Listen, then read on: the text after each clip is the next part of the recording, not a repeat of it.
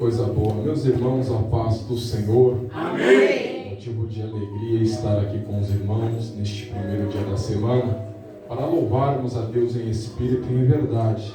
Vamos abrir a nossa Bíblia no livro de 1 Reis de Israel, Glória a Deus. capítulo 18. Só o Senhor é Deus. 1 Reis, capítulo 18.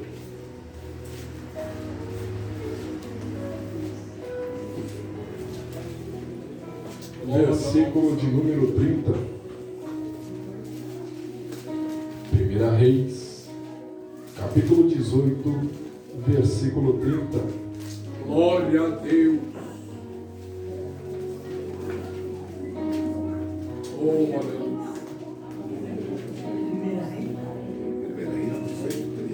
1 Reis, capítulo 18, versículo 30. Vamos ler até o 37. Diz a palavra do Senhor. Então Elias disse a todo o povo: chegai-vos a mim. E todo o povo se chegou a ele. E reparou o altar do Senhor, que estava quebrado. Elias tomou 12 pedras, conforme ao número das tribos dos filhos de Jacó, ao qual veio a palavra do Senhor, dizendo: Israel será o teu nome. Aleluia. E com aquelas pedras edificou o altar em nome do Senhor. Depois fez um rego em redor do altar, segundo a largura de 2 medidas de semente. Então armou a lenha e dividiu o bezerro em pedaços e o pôs sobre a lenha. E disse: enchei de água 4 cântaros e derramai sobre o holocausto e sobre a lenha. Meu Deus. E diz: fazei segunda vez. E o fizeram pela segunda vez. Disse ainda: fazei-o a terceira vez. E fizeram a terceira vez, de maneira que a água corria ao redor do altar, e ainda até o rego encheu de água. Sucedeu, pois, que oferecendo-se a oferta de manjares, o profeta Elias chegou e disse: ó Senhor, Deus de Abraão, de Isaque e de Israel, manifesta-se hoje que tu és Deus em Israel, e que eu sou teu servo, e que conforme a tua palavra fiz todas essas coisas. 37. Responda-me, Senhor, responda-me, para que este povo conheça que tu, Senhor, és Deus, e que tu fizestes tornar o seu coração para trás. 38. Então caiu fogo do Senhor, e consumiu o holocausto, e a lenha, e as pedras, e o pó, e ainda lambeu a água que estava no rego. E você se assenta em o nome de Cristo Jesus. Aleluia. Eu queria. Glória a Deus. Irmãos, falar de Israel é falar de um povo que estava debaixo de uma promessa. Falar de Israel é falar dos planos de Deus. Quando olhamos para a Bíblia, nós iremos entender que Israel foi um projeto que saiu do coração de Deus. Ainda quando Deus chama Abrão, no livro de Gênesis, capítulo de número 12, fazendo promessas para aquele homem, Deus fala para ele que daquele homem viria uma grande nação. Aleluia. Mas olhando o contexto histórico, nós iremos entender que Deus ele promete algo impossível para Abraão. Por quê? Porque a esposa daquele homem, ela não poderia dar fruto. Ela era uma mulher infrutífera, porque a sua madre estava cerrada. Meu Deus. A primeira coisa que nós entendemos é que quando Deus ele fala, é porque não existe impossível para Ele. Quando Ele fala porque Ele vai executar o teu plano. Glória a Deus. Muitas das vezes a dificuldade que temos é olhar para Deus como se estivéssemos olhando para nós. Nós somos falhos. Muitas coisas que existem ou que queremos, no exato momento é impossível de ser alcançado, porque nós somos humanos, nós somos a criatura. Então nunca iremos entender o Criador por completo. E o nosso erro é se colocar no mesmo nível, dizendo como essa profecia há de se cumprir, sendo que a minha mulher é infrutífera. Sabemos nós que Deus abre a madre dessa mulher. Desta mulher vai nascer Isaac. E Deus reforça a promessa para Isaac, dizendo: grande será a sua descendência. Aleluia! Mas quando Isaac repara a tua mulher, Meu Deus. ele vai entender que a tua mulher também é infrutífera. Ela não pode ter filho. Que mistério é esse? É Deus mostrando para a linhagem que Ele não precisa do recurso humano para cumprir aquilo que Ele prometeu. O nosso Deus é Deus. Ele não precisa daquele jeitinho brasileiro. Ele não precisa de nós colocar a mão onde está a mão dele. Aleluia! O nosso erro é esse. Às vezes Deus promete, às vezes Deus fala que vai fazer, mas por sermos imperfeitos, queremos ajudar a Deus. Deus, Ele não precisa de ajuda. Aleluia! Deus precisa do teu posicionamento. Irmão Tiago, o que impede a promessa de se cumprir na minha vida não é você querer ajudar Deus. O que impede é você não estar posicionado. Porque Deus não abençoa aquele que não está posicionado. Ele prometeu, mas se eu não tiver do jeito que Ele quer, a promessa dele não vai se cumprir na minha vida. Aleluia! Desse jeito, Deus. Da graça, Pai. Deus, Ele fala para Moisés: Moisés, esse povo vai herdar a minha terra. Meu Deus. O povo, quando chega no deserto, chega murmurando. Olha aí. Deus fala: esses não vão herdar, o que vão herdar é a semente deles. Então Deus, Ele trabalha, nós temos que descansar o nosso coração, para que o projeto de Deus venha se cumprir nas nossas vidas. Aleluia. Sabemos nós que Deus, Ele também abre a madre de Rebeca, e ela vai ter 2 filhos gêmeos, Jacó e Esaú. E Jacó é um homem que adquire mulheres, Leia, Raquel, aprendemos aqui pela manhã. Mas a mulher que ele tanto amava, ela também vai ser infrutífera, Meu Deus. chamada Raquel. Mas Deus, Ele faz um milagre, o menino nasce, José, sonhador, diferenciado, porque é assim. Quando Deus, Ele tem plano, Ele faz o algo perfeito. Glória. Então o momento não é de se afobar, é de descansar o coração. Glória. Porque a Bíblia diz no livro de Números: Deus não é homem para que minta, Glória. e nem filho do homem para que se arrependa. Bendito é Deus. O profeta Isaías, no capítulo 40, versículo 8, ele diz: seca-se a erva Meu Deus.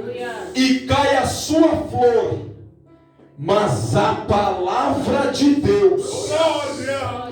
subexiste eternamente. Creio, Deus. Então nós estamos falando aqui de um povo da promessa.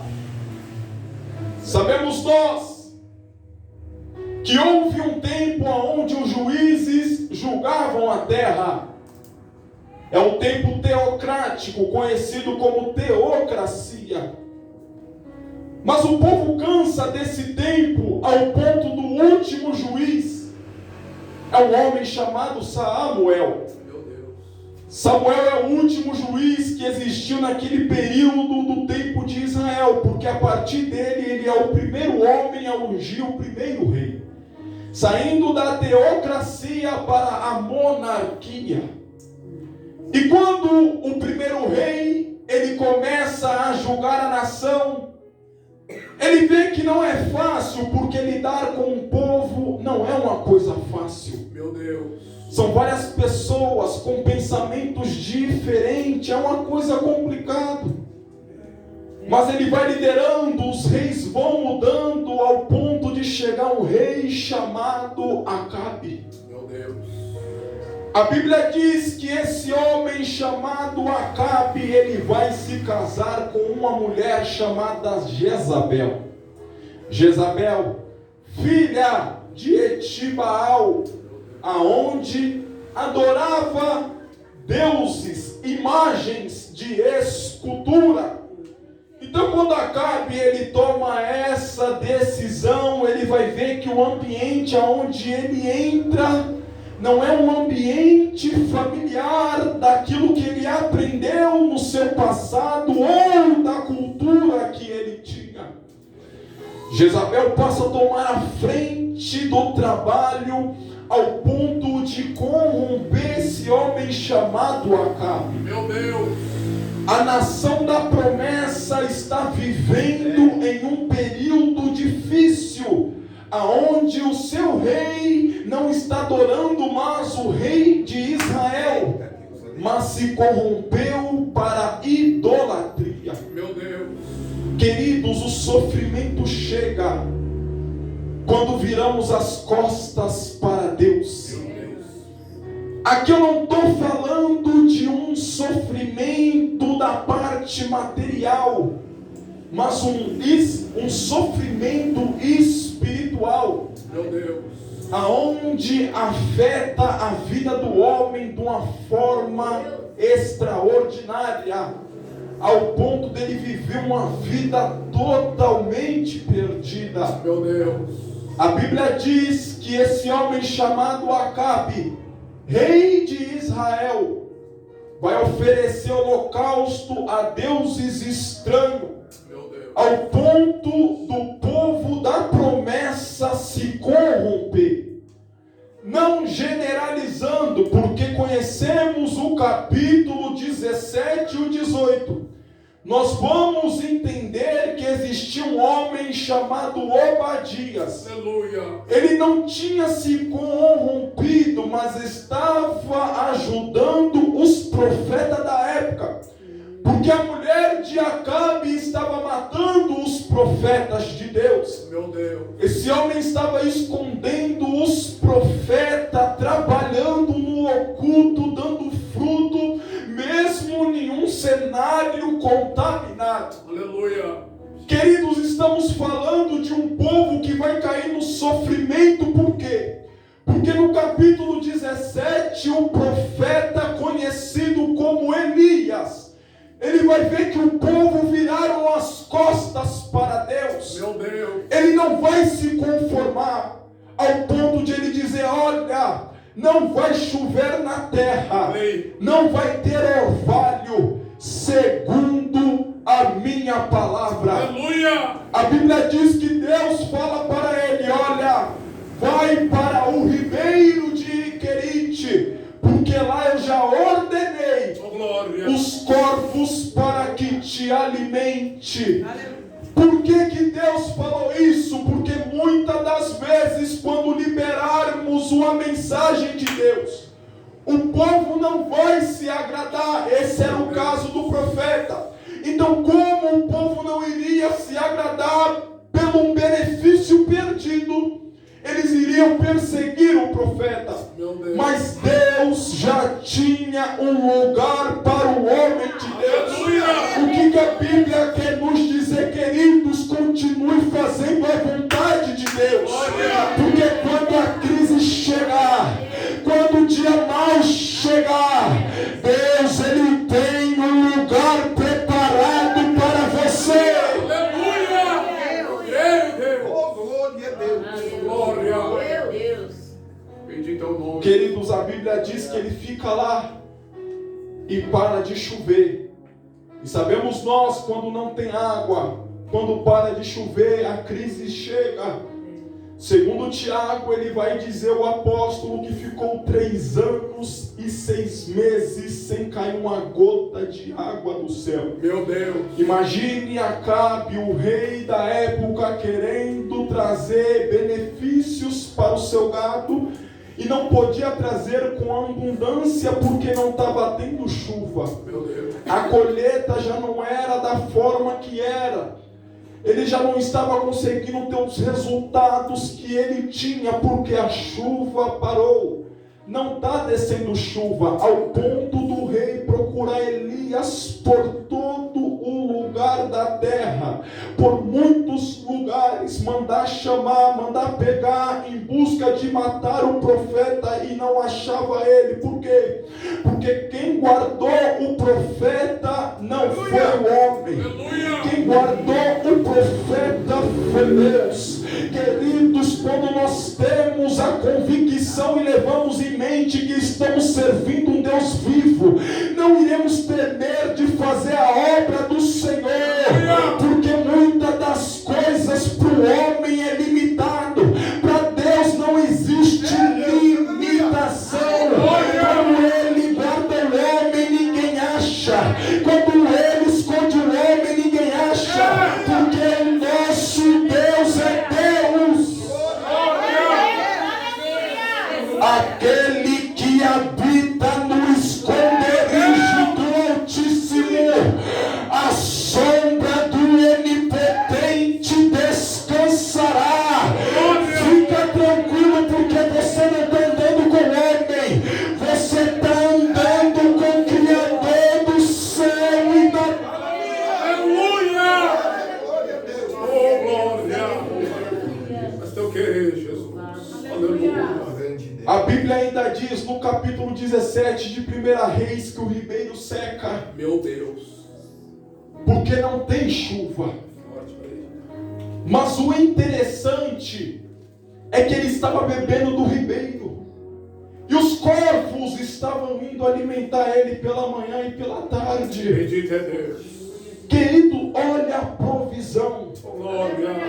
A Bíblia diz em Deuteronômio que os corvos são animais imundos. Meu Deus é Deus. Ele não poderia ter contato com o ser humano para que o ser humano não se tornasse uma pessoa imunda. Irmão Tiago, por que Deus usa os corvos para alimentar Elias, sendo que eles eram imundos? É porque no contexto Acabe está pegando todo tipo de pista para procurar o profeta. Ele está seguindo todos os rastros que é favorável para achar o profeta. Meu Deus. Mas Deus, ele pega aquilo que o rei não vai prestar atenção. Porque, irmão Tiago, o corvo é imundo, jamais o corvo vai ir até o profeta. Aí Deus pega aquilo que o homem acha que não é. Aí Deus faz ser, vai lá, corvo, leva o pão e a carne para ele. Deus sabe como trabalha. Talvez você não tenha entendido ainda. Ele vai usar quem você menos espera. Ele vai entrar com a provisão de onde você acha que não tem recurso. Ele vai fazer. Eu creio. Bendito é Deus. Mas para Deus fazer, nós temos que ser homem de Deus. Elias era. Glória. Mas a provisão acaba. Meu Deus. Por que acaba, irmão Tiago? Porque tem um propósito. Bendito é Deus. Queridos, quando o dia ruim chegar, a provisão acabar, você conhece a sua vida. É só fazer uma retrospectiva e dizer: por que eu estou passando por esse processo? Você vai chegar a uma conclusão que existe um propósito. O ribeiro secou porque a chuva parou. Os corvos pararam de alimentar Elias. É Deus dizendo para ele: levanta e vai até a cidade de Sarepta, porque lá eu ordenei uma viúva que te alimentasse. Aleluia. Você está entendendo o mistério? O nosso problema é que quando o recurso acaba, acaba, a gente não espiritualiza e acabamos reclamando. Isso não pode acontecer nas nossas vidas. Deus fala para o profeta, ele vai. Mas quando chega em Sarepta, ele se depara com uma viúva. Meu Deus. E ele chamando aquela mulher, ele pede um pouco d'água. É forte, Jesus. E ela fala, eu vou buscar, mas a água está em falta, mas eu vou buscar. Aleluia. Quando ela está indo, ele dá ordem, traz um pouco de pão para mim também. Meu Deus, olha aí. Ela vai dizer, meu Senhor, eu estou apanhando esses gravetos de lenha para fazer um pouco que eu tenho lá para mim e para o meu filho, porque vamos comer e vamos morrer. Meu Deus. Reparou no texto, ela já estava conformada com a situação, ela sabia o que viria sobre ela. Ela sabia que era a última alimentação dela, ela iria morrer porque não tinha recurso. Meu Deus. Mas o olho de Deus está em todo lugar. É Elias se alimentando no ribeiro de Querite com pão e carne, tomando água do ribeiro. E Deus olhando para Sarepta e vendo uma mulher necessitada que iria morrer. É Deus secando a fonte do profeta, dizendo para ele, levanta daí, porque trabalho não acabou. Você acha que Deus não está te vendo? Você acha que você está esquecido? Você se engana, o homem não está te vendo, mas o nosso Deus. Aleluia. Desse jeito. Aleluia. Glória. Aleluia. Ele já te viu. Glória. Aleluia. Oh, aleluia. Ela achou que iria morrer, porque a lógica humana é limitada, é a única coisa que eu tenho, acabou o recurso. Mas Deus mandou um profeta para ela, vai lá, porque já ordenei uma viúva. Aí eu fui entender o mistério. Elias está sem água, Meu Deus.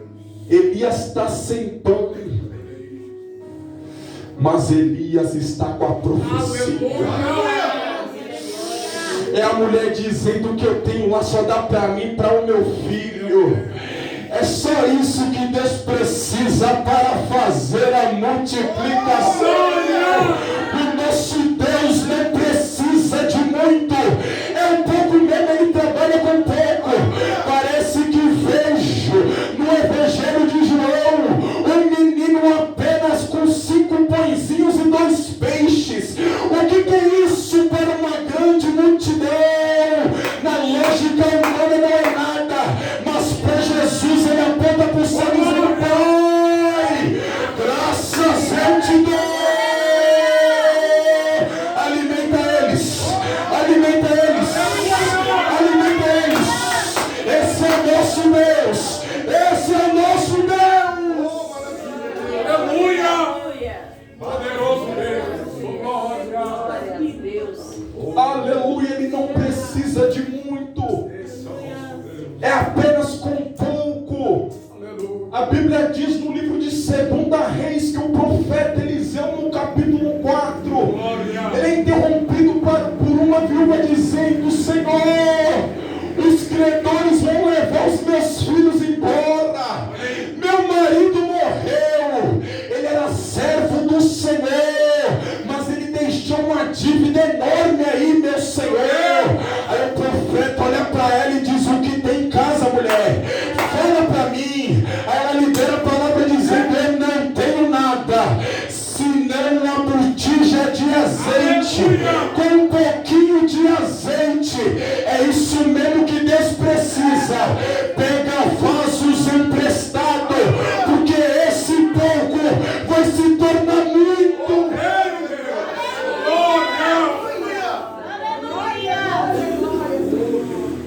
É o profeta Elias olhando para aquela mulher, ela explicou a sua necessidade. Eu tenho só um pouco, eu vou comer com meu filho e nós vamos morrer. Meu Deus.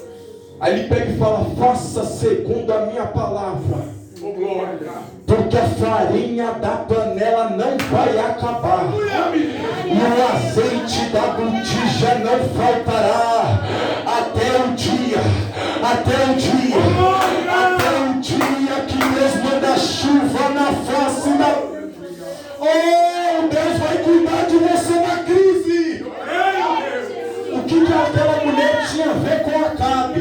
O que aquela mulher tinha a ver com o pecado? Ela não tinha nada a ver, mas está sofrendo por causa da consequência da profecia do profeta. É Deus dizendo que vai passar necessidade é quem virou as costas para mim. Vai para Sarepta, porque aquela mulher não vai morrer. É por isso que Deus guardou a tua casa na pandemia. É por isso que Deus te guardou na pandemia. Ele está cuidando de você. Ele está cuidando da tua vida. Quando a crise vier, quem vai te cuidar de você não é o presidente, não é o deputado. Quem vai cuidar de você é o Criador do céu e da terra. Oh, glória! Oh, Senhor é Deus. Mas Deus, ele não tem compromisso com o preguiçoso. Tenho que falar isso. Aleluia! Repare no que o profeta disse. Não vai faltar farinha nem um azeite, até o dia que Deus manda chuva na terra. Aleluia! Porque quando Deus manda chuva na terra, as coisas vão voltar à normal. Eita, Aí você já pode trabalhar. eita glória! Deus, ele não tem compromisso com as pessoas que não gostam de trabalhar. É forte. A providência só vai aonde aquilo é impossível. Aleluia! Deus não vai mandar chuva, ele vai providenciar na tua casa. Mas quando a chuva voltar, você precisa voltar a trabalhar. Glória! É forte, Deus. Deus lindo. Aleluia. Deus, ele não tem compromisso com o preguiçoso, ele Aleluia. gosta de quem trabalha. Eita glória! Aprendemos aqui pela manhã coisa boa, ele gosta de quem está em trabalho. Glória! Deus lindo. A Bíblia diz que assim acontece, aquela mulher, ela vive o sobrenatural juntamente com o profeta. Mas o filho daquela mulher morre, Meu Deus! vem falecer, ao ponto dela chegar desesperada ao profeta, por causa do teu filho. Mas Deus acha por melhor usar a vida de Elias e ressuscitar a criança, coisa boa. Mas quando pensa que não, Deus lembra do povo de Israel. Por quê? É o povo da promessa. Aleluia!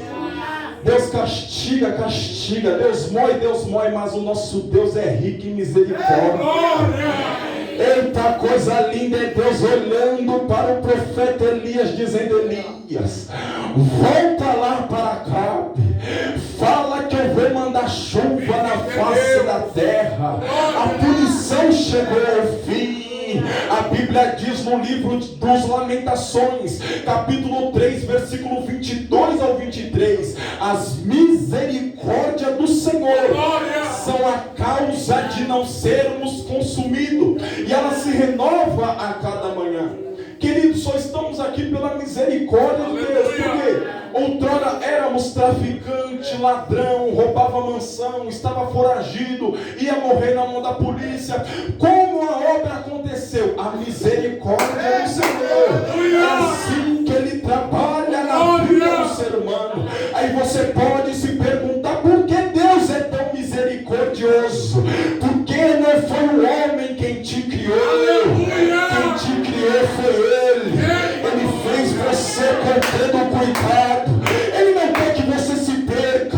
É por isso que Ele dá uma, Ele dá duas, Ele dá três, Ele dá quatro, cinco. Ele dá várias oportunidades para você cair na realidade e dizer: Deus é Deus, é preciso sair da perdição.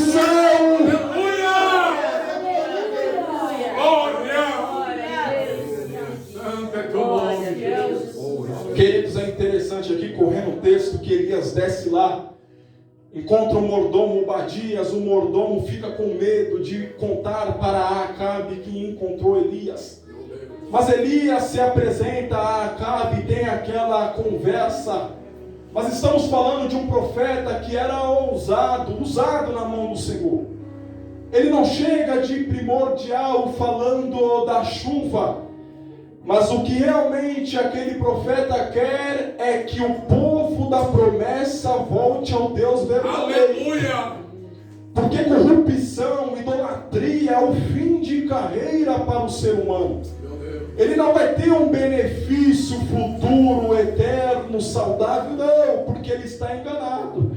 Então o propósito do profeta é esse: olha, se Baal é Deus, serviu, mas se o nosso Deus é Deus, serviu. Aí ele faz um tratado: olha, vamos fazer um tratado aqui. O Deus que responder por fogo, esse será Deus. A população de Israel acha bonito aquele negócio, fica contente. Vamos ver quem é Deus agora.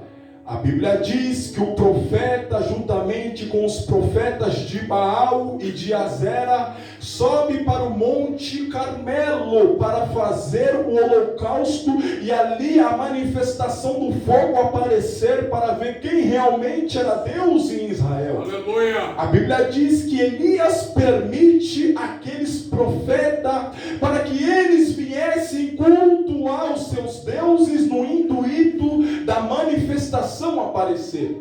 Mas a Bíblia diz que quando eles repartem o animal, coloca no altar e fica rodando, se mutilando, se cortando, bastante tempo se gastando e nada de manifestação aparecer.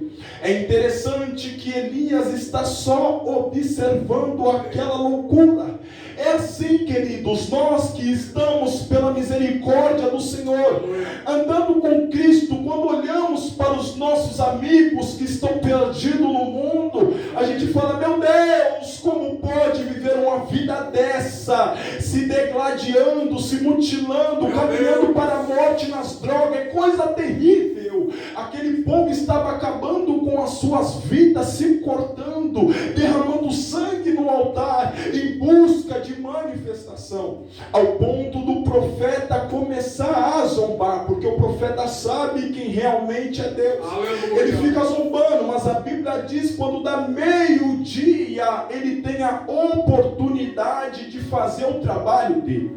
Mas quando ele vai fazer o trabalho dele, a gente leu aqui que ele precisou consertar o altar do Senhor que estava quebrado. O que é isso, irmão Tiago? Quando o altar está quebrado, é claro que iremos viver na idolatria. Quando o altar está quebrado, é claro que não vamos fazer a vontade do Senhor. Quando o altar está quebrado, é claro que não vamos agradar a Deus, porque com o altar quebrado não tem progresso, com o altar quebrado é só regresso. Parece que vejo o profeta Jeremias no capítulo 18, olhando para o olheiro e vendo um vaso quebrando, mas o olheiro precisou fazer um vaso novamente, porque vaso quebrado não guarda azeite, vaso quebrado não tem utilidade, vaso quebrado não chega em lugar nenhum, vaso quebrado que tem para ele é sofrimento. 3 anos e 6 meses sem chover. Por que, irmão Tiago? Porque o altar está quebrado. Quando o altar está quebrado, não tem provisão. Quando o altar está quebrado, não tem resposta. Quando o altar está quebrado, a promessa não se cumpre.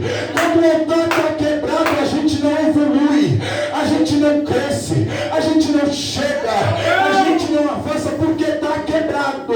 É necessário consertar o altar.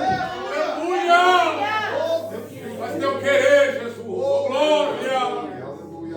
Queridos, olha como estava o altar do Senhor. Israel sempre foi um povo de adoração. Meu Deus. Já era uma cultura, eles aprenderam assim, mas abandonaram o altar. Meu Deus. É isso que acontece nas nossas vidas quando deixamos os nossos altares quebrados. Não tem manifestação. Não tem como Deus trabalhar. Não é porque Deus não quer, é porque nós não estamos permitindo. Quando Deus fala em Tiago, capítulo 4, versículo 8, chegai-vos a Deus. Esse se achegar a Deus é porque você precisa de ajuda. É já construindo o altar e se aproximando. Aí Ele vai se achegar a vós. Nós temos que tomar cuidado com isso, mas o profeta está debaixo da direção de Deus. Então a primeira coisa que ele faz consertar o altar. E eu amo a Bíblia por quê? Porque ele vai pegar 12 pedras, representando as 12 tribos, Israel por completo. É ele colocando a primeira. Rubens, você precisa de conserto. Dan, você precisa de conserto. Naftali, você também. É Deus catando pedra por pedra e restaurando o altar. É Deus dizendo para aquele povo: o sofrimento vai ter fim, mas o altar não pode estar quebrado.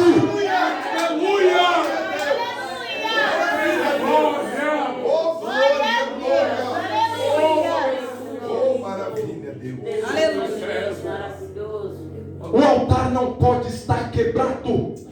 Aquilo já foi uma lição tremenda para o povo de Israel, observando o profeta.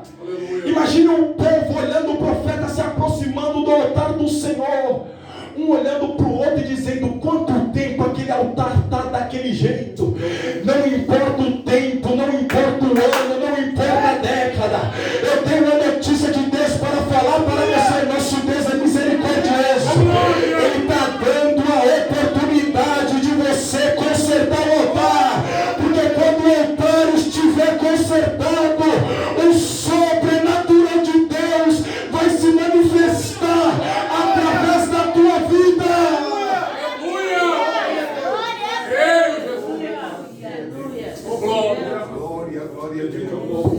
É claro que vai viver sofrimento, é claro que vai faltar água. É Deus mostrando para Acabe: você é um rei, mas você deixa a tua esposa fazer o que quer com você. Isso não pode acontecer. É Deus mostrando para aquele povo: eu sou o único Deus da tua vida. Como vocês estão aí adorando Baal, como vocês estão aí sem raciocínio nenhum, vocês não entendem que eu sou o Deus de vocês. Aleluia! Vocês estão embaixo de promessa, porque vocês pararam de trabalhar de Deus na vida de vocês. Não é tempo de ficar olhando para o altar quebrado e sendo iludido por liderança falsa. Chegou a hora, chegou o momento de olhar para o altar e falar: Senhor, onde eu preciso melhorar? Qual é a pedra que falta? Me mostra, Senhor, porque eu vou consertar o meu altar. Eu quero ser usado, eu quero ser usado, eu quero fazer a tua vontade, eu quero pregar a tua palavra, eu quero ir para o céu. Me ajude a consertar, me ajude a consertar, me ajude a consertar o altar. Só o Senhor é Deus. Graças a Deus. Aleluia. Elias mostrando para aquela nação, dizendo: vocês estão tudo torto. Meu Deus. Mas ele conserta o altar. Louvado seja. Nós lemos aqui que ele consertando o altar, quando ele vê que o altar está consertado, Louvado seja. aí ele fala: nada mais agora para a provisão de Deus. Glória. Porque quando o altar está consertado, nada impede de Deus operar. Aleluia. Olha a convicção do profeta, está no texto. Ele consertou o altar, pastor Walter. Consertando o altar, ele vê que está tudo bonitinho, a manifestação vai acontecer. Ele pega aquilo que está em falta e manda o pessoal desperdiçar. Pega 4 cântaros de água. Você é doido, Elias, está em falta. Pega lá, joga no holocausto. Pega lá e joga no holocausto. Quando algo está melhado, é impossível pegar fogo. Mas eu já falei aqui, nada é impossível para o nosso Deus. Não contente, ele fala: joga água aí, joga água aí. Pode enxergar o lugar, porque profeta Elias, nada vai parar a manifestação de Deus. Por quê? Porque o altar foi consertado.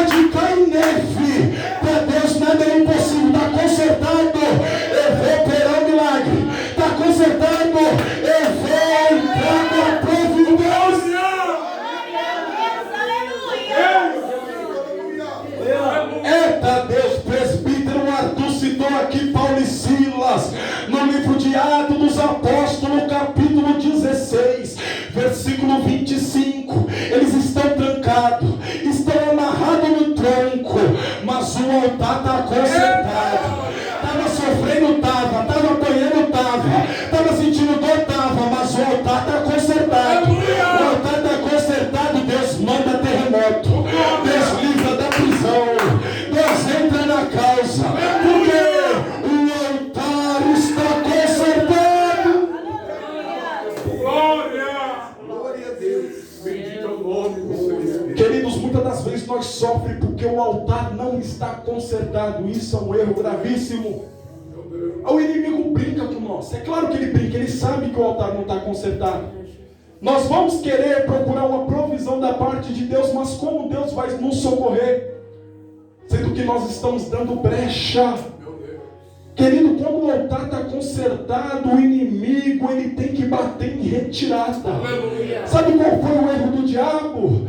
Foi em tentar Jesus no deserto, no livro de Mateus capítulo 4, só porque a sua carne estava com fome. É aí que ele se engana, porque quando ele chega o altar está consertado.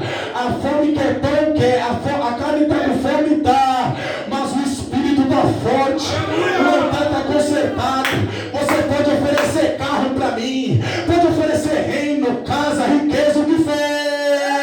Eu sei de quem eu sei para que eu vim, eu conheço a minha missão. Vai-te embora, Satanás, porque o altar está consertado. Glória a Deus. O Senhor é Deus. É normal a gente ver muitos irmãos nossos se corrompendo. Aí você se pergunta, por quê? Pregava a palavra, louvava, por quê? Deixou o altar quebrar. Quando o altar ficar quebrado, tem brecha para o inimigo entrar. Olha aí. Quando ele acha a brecha, ele entra para fazer ruaça. O nosso altar tem que sempre estar intacto. Nós temos que prestar o nosso culto racional, adorar o Senhor em espírito e em verdade. Não adorar para um pastor, para a pastora, por não ver, não. A ligação é direta. O que é isso? Altar consertado. Eu não dou glória para o pastor ver. Eu não dou aleluia para o pastor ver. O meu glória e o meu aleluia, porque eu sei da onde ele me tirou. Eu sei a obra que ele fez. O altar está consertado. O altar está consertado. Só o Senhor é Deus. Glória. A Bíblia diz que Deus manda um fogo quando o profeta ora, que consome toda aquela água. O holocausto, a pedra, a poeira, o pó, passa pegando tudo, ao ponto do povo de Israel ver aquela cena cair em pranto, ficar maravilhado, como que dizendo, nosso Deus é o Deus de Israel. Verdadeiramente o Deus de Israel é Deus. Deus, ele tem projeto na tua vida. Deus, ele tem planos para a tua vida. Chega de perder tempo na jogatina, no engano, em pensamentos tortuosos. Chegou o momento de achar o erro, não na vida do irmão, mas olhar para nós mesmos e dizer, Senhor, me mostra onde está quebrado, porque eu quero consertar o meu altar. Aleluia. Glória. Só o Senhor é Deus. Queridos, nós vamos entender que através de tudo isso, o profeta, o fogo cai e ele manda a resposta de Deus dizendo, vai lá, sobe até o monte, olha para o céu, vê o que você vê lá e traga notícia para mim. O moço sobe, profeta, eu não vejo nada. Sobe lá mais 7 vezes, ele sobe, mas quando ele desce pela última vez, ele olha para o profeta e diz, eu não vejo nada, mas só uma pequena nuvem do tamanho da mão de um homem. O que é uma nuvem do tamanho de uma mão? Para um céu infinito. Aí eu entro naquilo que eu disse no começo, Deus não precisa de muito. Se ele falou que vai mandar chuva através dessa nuvem pequena, a chuva vai cair. Se contente com aquilo que você tem, não despreze um pouco.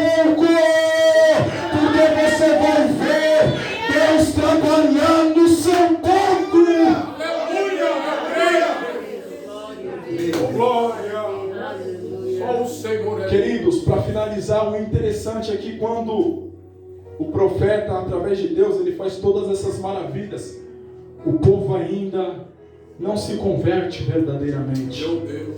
É triste, irmãos. Não se frustrem quando vocês pregarem a palavra, falarem de Deus para um vizinho, para um ente querido que está numa situação precária. E por mais que você conte a verdade, ele ali de primordial não se converta. É claro que a gente vai se entristecer porque a gente quer ver todo mundo bem. Mas fique tranquilo, porque o nosso papel é pregar a palavra. Aleluia. O nosso Deus é misericordioso. Nós iremos orar para que essa pessoa venha ter outra oportunidade de receber a palavra do Senhor. Esse povo, mesmo vendo todas essas maravilhas, eles não se converteram, porque a liderança estava extremamente contaminada. Cuidado com quem você ouve. Cuidado quem é o seu mentor nas redes sociais. Meu Deus. Cuidado quem é o seu mentor na rádio, na televisão. Cuidado para que você não venha se corromper. Fique sempre ciente e sabendo que a mentoria melhor é a palavra de Deus. Se o seu mentor estiver pregando a palavra, maravilha. Se não estiver pregando a palavra, vai embora. Não escute ele, porque senão você vai se perder. Escute homem de Deus, mulheres de Deus, para edificar a tua vida espiritual, porque Deus, ele é contigo. E a mensagem de Deus para nossas vidas hoje é: procure o erro em ti, procura corrigir, queira ser amanhã melhor que hoje, porque eu vou usar a tua vida. Bate palma para Jesus. Aleluia. Só o Senhor é Deus.